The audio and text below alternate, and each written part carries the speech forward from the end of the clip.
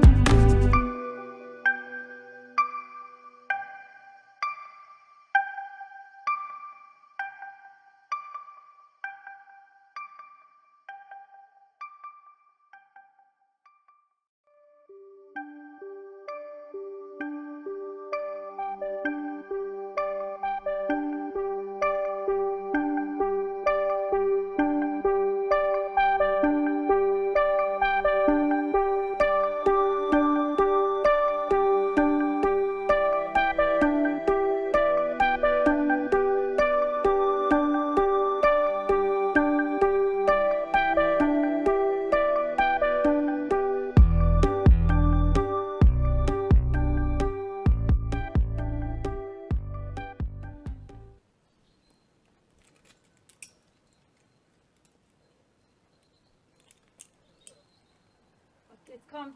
Ja. Så jetzt glaube ich noch die lange, also wie wir das jetzt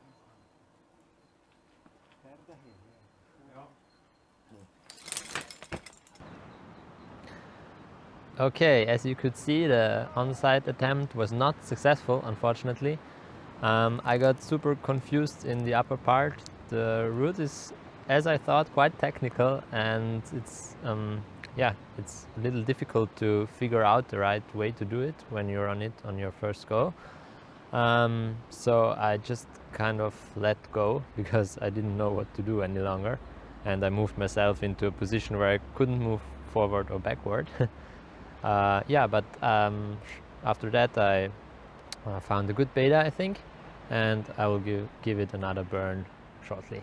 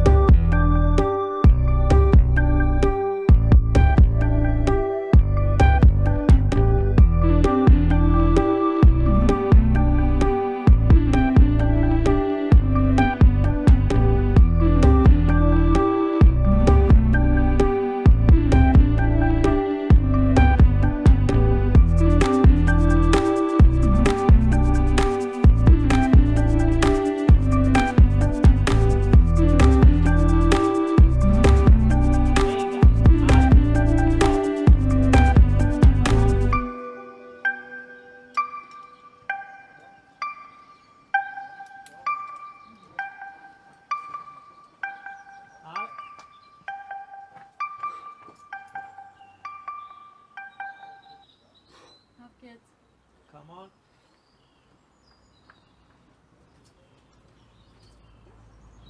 Venga. Ale.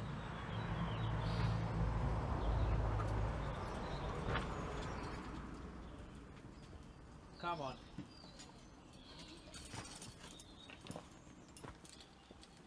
Ale, kom. Ale.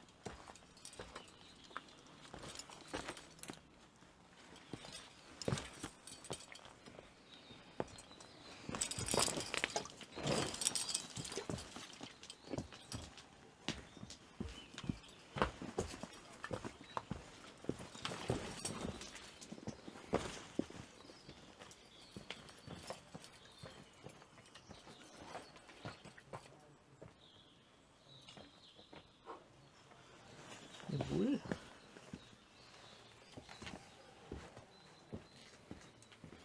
So. Ah, haben wir jetzt jetzt so Ballon? Liegt da drin.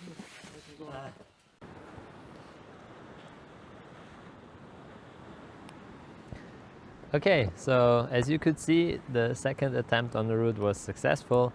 It felt actually really good to climb the route because I think I found a solution which suited me well. And in this route it was all about getting an undercling with your left hand and then shoveling your feet up and reaching for a good crimp with your right hand.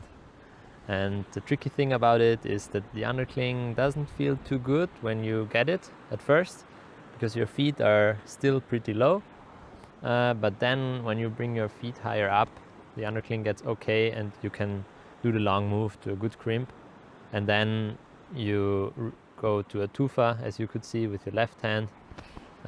It's still a little bit tricky, but normally you shouldn't fall up there. And yeah, I kind of forgot what to do up there, but improvisation worked out, so I'm really happy about that.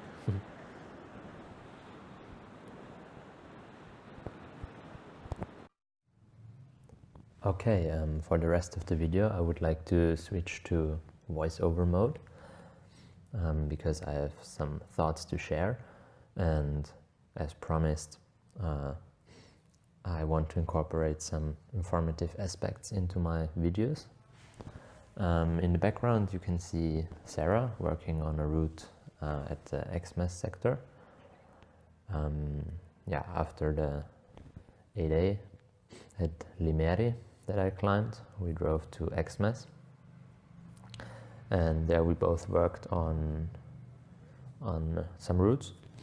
And I think it's a good point to talk a little bit about how to work a route, and especially about some thoughts that I had in my mind recently, and I was thinking quite a bit about this topic, so yeah, I would like to share it with you.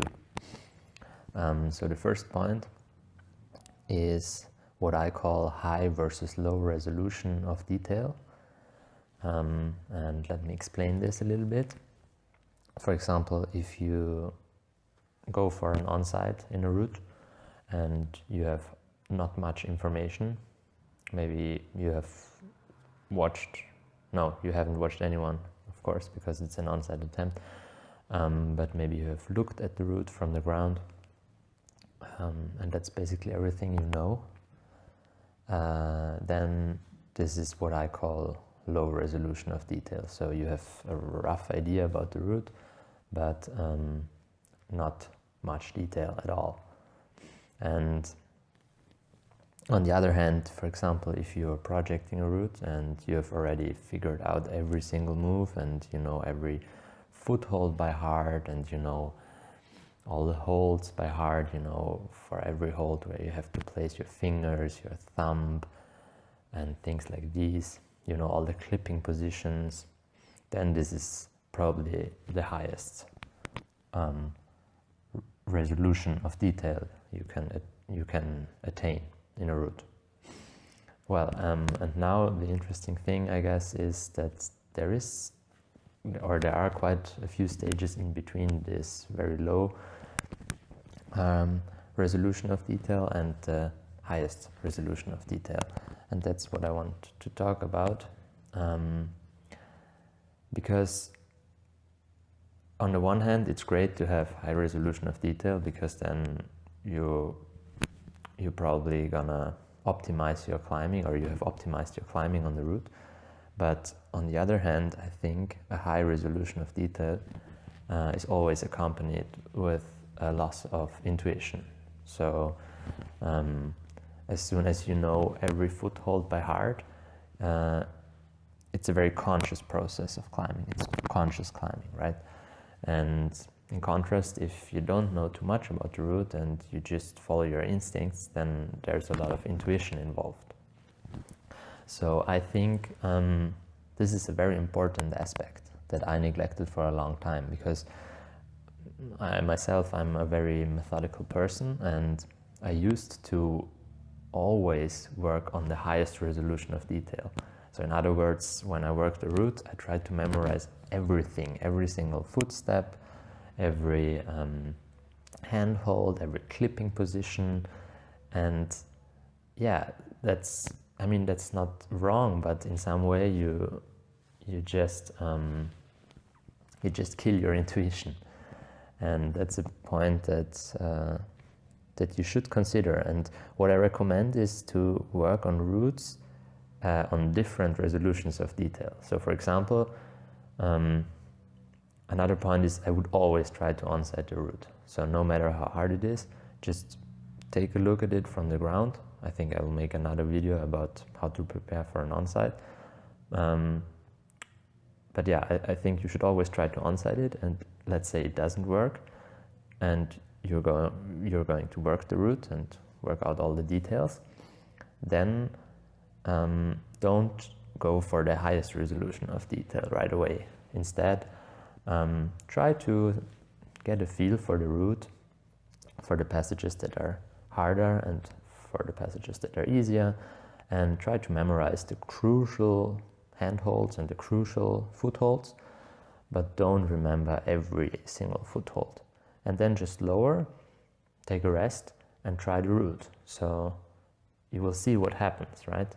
Normally you will have these points that you remember, the crucial holds, and in between you'll just climb intuitively, or you will have to climb intuitively because you have not memorized everything in between the crucial points of the route.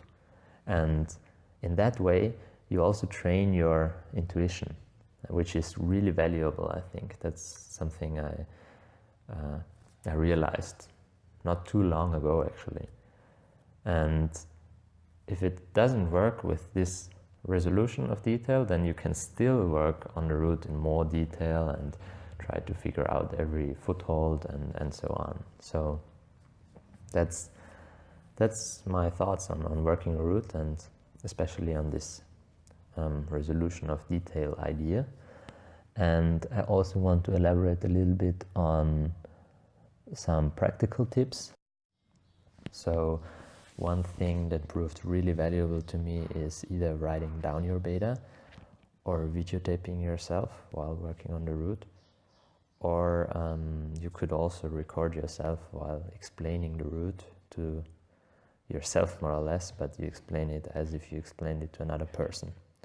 So by doing that, you save all the things that you discovered, and you can easily go through it again, either for memorization, or if you work on a route that is maybe far away and you can't get to the route frequently, then you can just refresh your beta every time you come back to the route. And it's also very helpful if you work on several routes in parallel. Okay, so the next thing I want to talk about is established beta versus out-of-the-box thinking. Especially for popular routes, there is usually an established beta, and if you talk to climbers who have done the route, they will probably tell you how they did it. And let's assume you have this knowledge about the route you're working on. I think it's important to treat this knowledge carefully, and what I mean by that is, on the one hand, you should definitely try these established betas, given you know them, because obviously the beta worked for a lot of people before if it's established beta, so chances are high that it might also work for you. But on the other hand, I think if it doesn't work for you, you should not have the feeling that you have to stick to this method just because a lot of people have done it like that before. So maybe you find another way that suits you better. So this is something I also neglected in the past. So sometimes I thought, oh, so many people have done this route this way, so I also have to climb it that way, and just tried over and over again the established beta, and then way later I discovered, okay, there's another way which suits me better. So don't be afraid to experiment and to think out of the box when it comes to working on routes. Yeah, and the last thing I want to mention is also a very important one, and that's the following. While working on a route, don't forget that you have a partner who's belaying you, and usually working on routes takes some time. So always make sure that your partner is not getting too annoyed. So maybe just ask from time to time if it's all right if you keep working on the route, or maybe if it's a long route, then just divide the working process into pieces. I think that's important as well, to keep in mind that there's another person who is just with you involved in this process, and that's your belayer. So yeah, these are my thoughts on working a route, and I would like to quickly summarize them. The first thing is the idea of resolution of detail. Try to experiment with this resolution. Don't always go for the highest resolution, because otherwise you lose on the intuition part of climbing. Then the second thing is save your beta in any way that suits you, like writing it down, audio taping yourself while explaining the route, or recording yourself while working on the route. Then the next thing was established beta versus out of the box thinking. So try established beta, but don't stick to it for any price. And the last thing is don't forget your partner, and check in on your partner, especially if you work on a route for a longer period of time. Well, that's it for this video. I hope you liked it, and I hope you got something out of my thoughts. Let me know what you think about it, and you can also comment below if you have some experience on this resolution of detail idea or something else. I would be really happy to hear from you. Okay, see you in the next video. Bye.